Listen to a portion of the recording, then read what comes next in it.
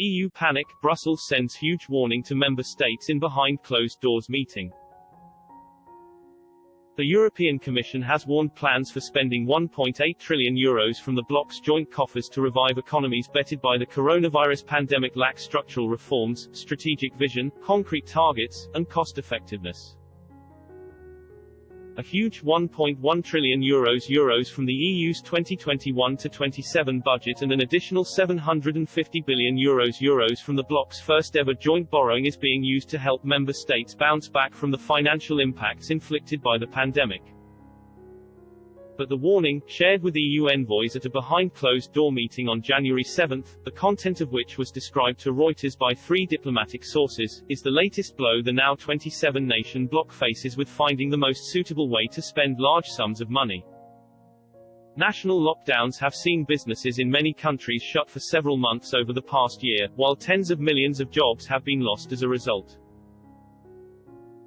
Governments have also been forced to spend several billions of euros in a desperate bid to help residents and keep their own ailing economies afloat. But red tape and political wrangling threatens to undermine the aim of ensuring equal economic recovery to put EU countries on more even footing after the pandemic.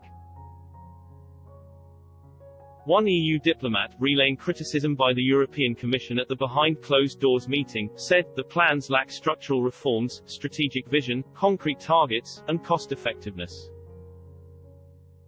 A lot of work remains to be done.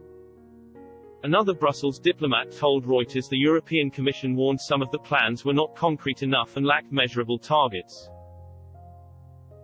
A third insider said, most governments are good at spending money but not so good on reforms. They need to update these plans to take that on board. They have to work a lot to be able to absorb the money quickly and spend it on decent projects. The sources said the Commission did not say which countries had submitted the poorest plans. The 27 EU member states must submit their final proposals to Brussels before the end of April.